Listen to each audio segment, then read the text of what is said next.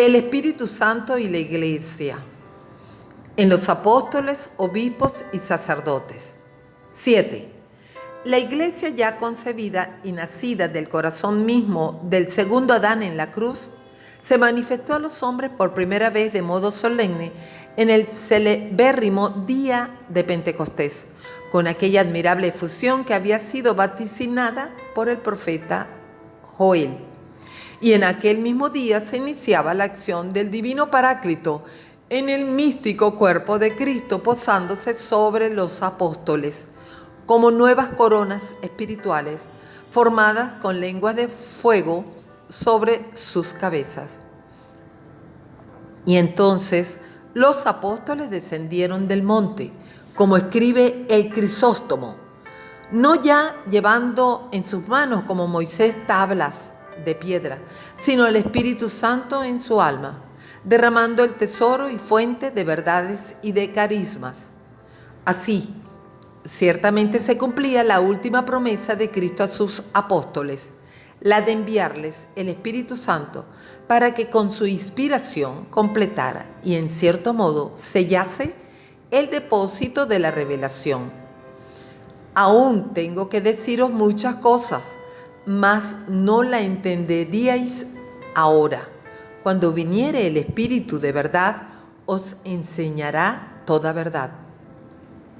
El Espíritu Santo, que es Espíritu de verdad, pues procede del Padre, verdad eterna, y del Hijo, verdad sustancial, recibe de uno y de otro, justamente con la esencia, toda la verdad que luego comunica a la Iglesia, asistiéndola para que no yerre jamás y fecundando los gérmenes de la revelación, hasta que en el momento oportuno lleguen a madurez para la salud de los pueblos. Y como Iglesia, que es medio de salvación, ha de durar hasta la consumación de los siglos. Precisamente el Espíritu Santo la alimenta y acrecienta en su vida y en su virtud. Yo rogaré al Padre, y Él os mandará el Espíritu de verdad, que se quedará siempre con vosotros.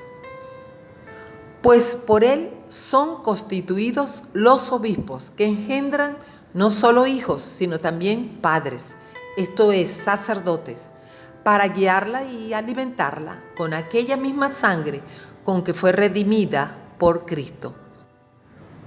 El Espíritu Santo ha puesto a los obispos para regir la Iglesia de Dios, que Cristo adquirió con su sangre.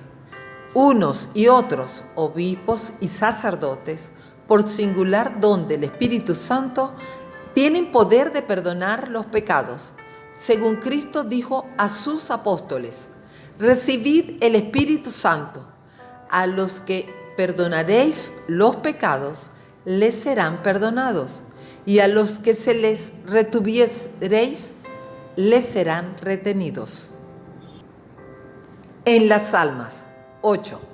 Nada confirma tan claramente la divinidad de la Iglesia como el glorioso esplendor de carismas que por todas partes la circundan, corona magnífica que ella recibe del Espíritu Santo.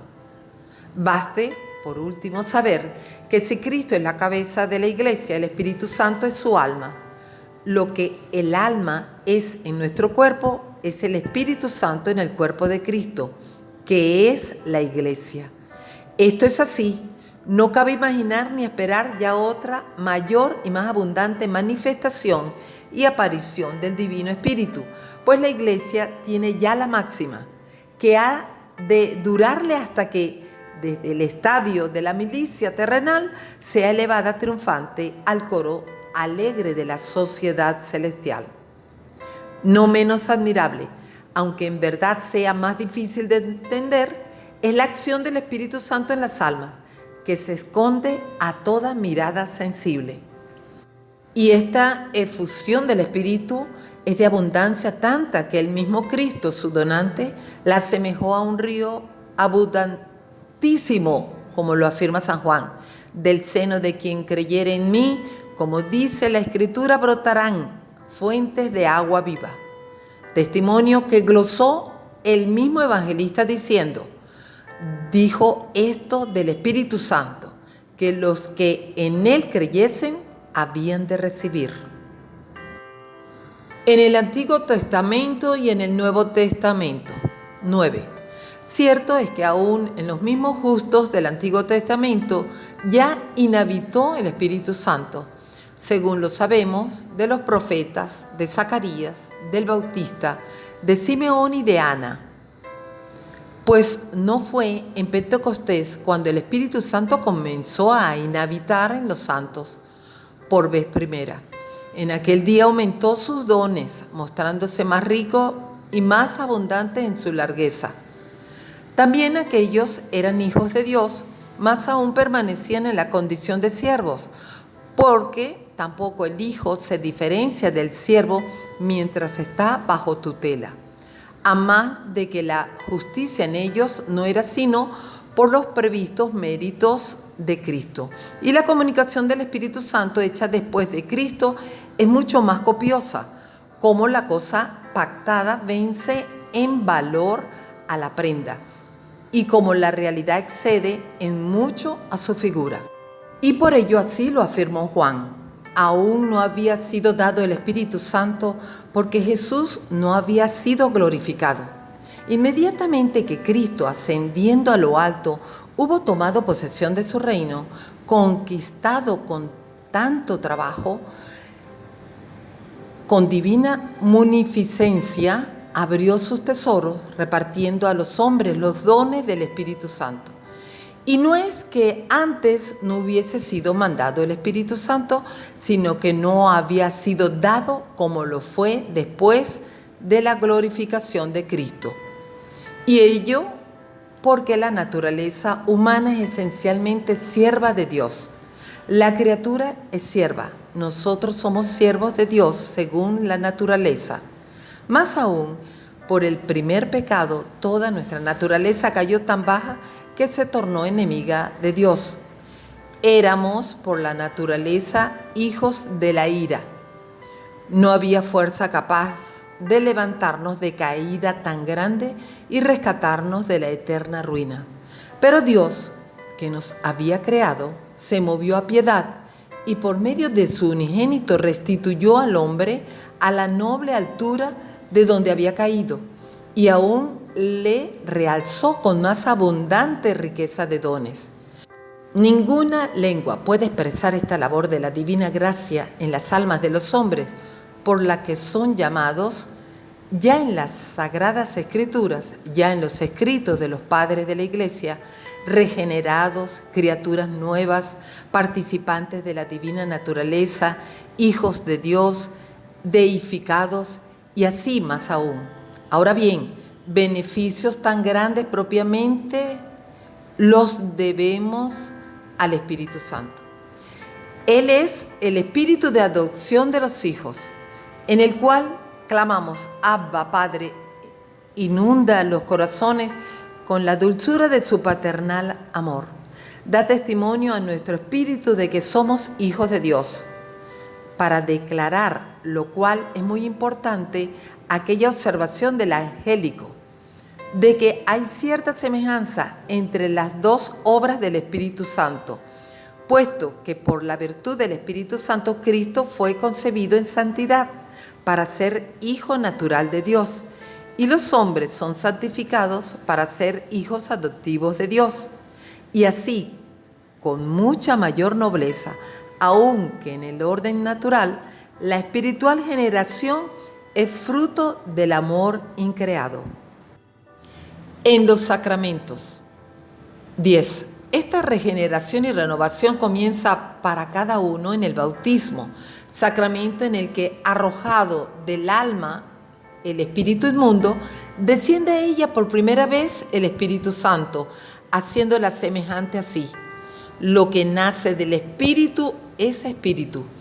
Con más abundancia se nos da el mismo espíritu en la confirmación, por la que se nos infunde fortaleza y constancia para vivir como cristianos. Es el mismo espíritu el que venció en los mártires y triunfó en las vírgenes sobre los halagos y peligros. Hemos dicho que se nos da el mismo Espíritu. La caridad de Dios se difunde en nuestros corazones por el Espíritu Santo que nos ha sido dado. Y en verdad, no solo nos llena con divinos dones, sino que es autor de los mismos. Y aún el mismo es el don supremo porque al proceder del mutuo amor del Padre y del Hijo, con razón es don del Dios Altísimo.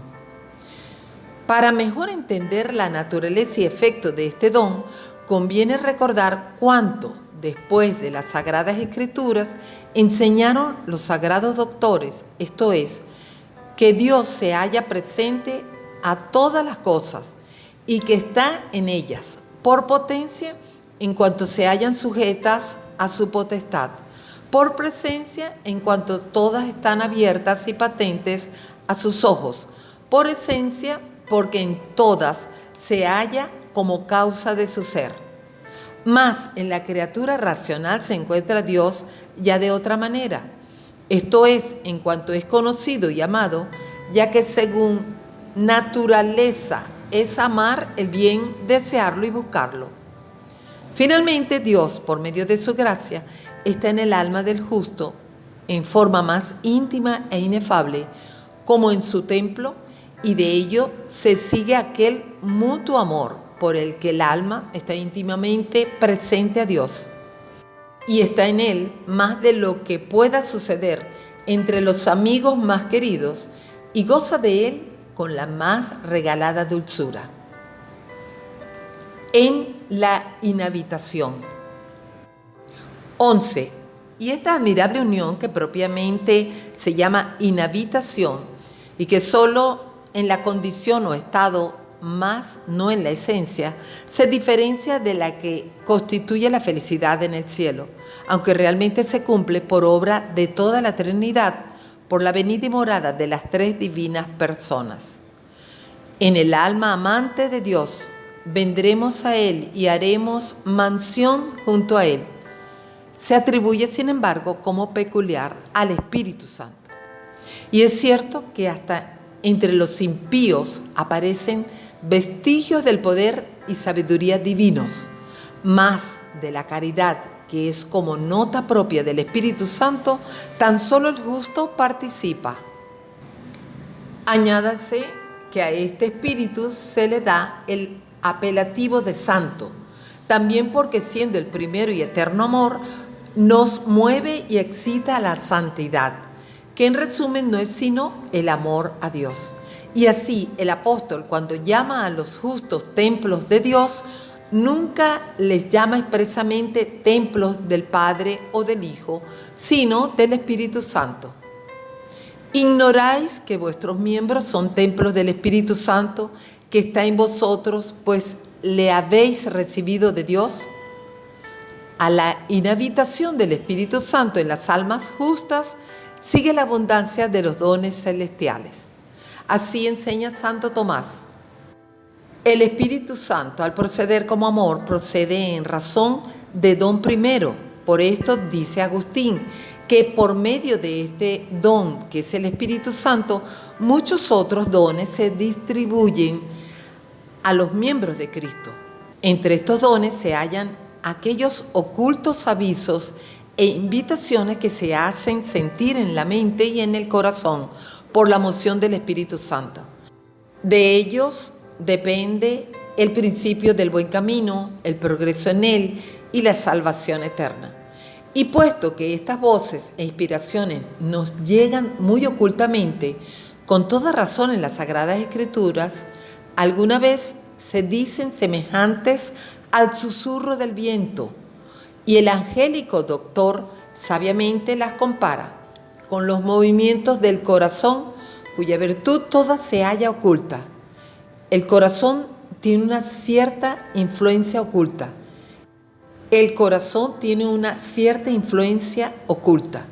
Y por ello al corazón se compara el Espíritu Santo, que invisiblemente vivifica a la Iglesia y la une. En los 7 dones y en los frutos. 12.